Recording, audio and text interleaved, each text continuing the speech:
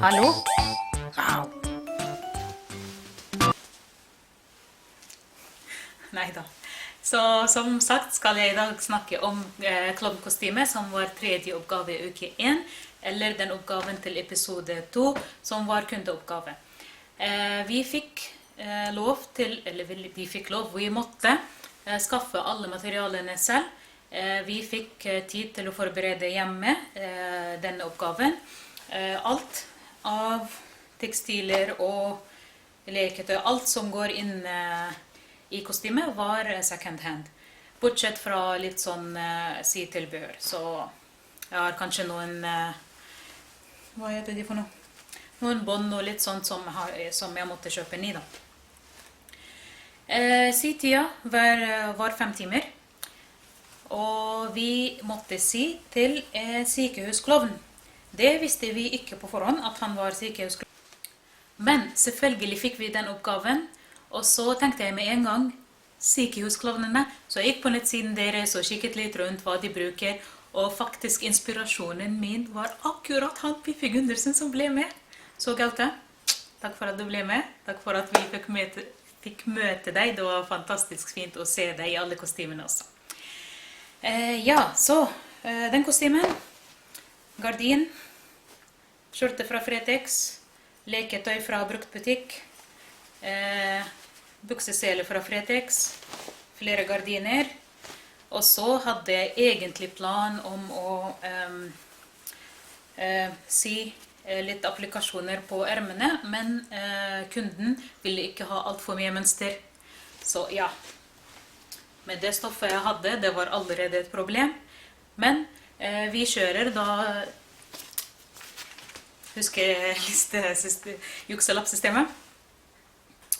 Valg av materiale, jeg synes at materialene mine var veldig gøy, fordi de fargerike, de passer sammen I fargene, det litt blomstre, det litt stripete, altså, ja, 10. Designet det, jeg synes den var morsom, fordi den litt enkel, men samtidig var litt spesiell, og det med at du trekker I selene, og så kommer buksene opp, det synes jeg var en morsom detalj, og overraskende detalj. Litt teknisk også, så The Engineer Brain jeg ganske stolt av. Så designet det gir jeg meg selv kanskje 9, trekker 1 fordi ja, hodeplagget var ja, litt kjedelig kanskje, litt enkel. Søm. Egentlig søm overalt veldig fint, så som vanlig prøvde jeg å bruke mer tid på å sy og ikke å gjøre feil, prøve å slappe av, selv om det var panikk, og den har gått på kanskje en halv time til slutt. Men sømmene ble jo fine, så jeg gir meg selv 9 for søm. Nok tid var det egentlig nok tid. Altså jeg hadde en mye større plan enn det jeg har lagt til slutt. Noen av det forsvant fordi kunden ville ikke ha det. Og noen av det forsvant fordi jeg hadde ikke tid. Så var det nok tid for meg, kanskje. Men jeg vil gi kanskje 7 for tid. Resultat.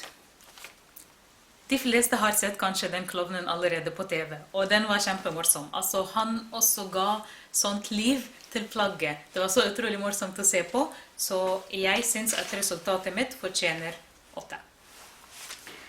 Og til slutt brukbarhet. Altså den veldig behagelig å gå I. Den ikke alt for stor, det ikke ting som henger her og der. Og den på strikk og kan tas av og på. Så jeg synes den veldig brukbar også. 9. Og selv om kunden kanskje ikke valgte mitt kostyme, og ja, det var ikke noe rangering på den oppgaven der, jeg veldig fornøyd med det som ble til slutt. Og ja, gled dere til neste uke.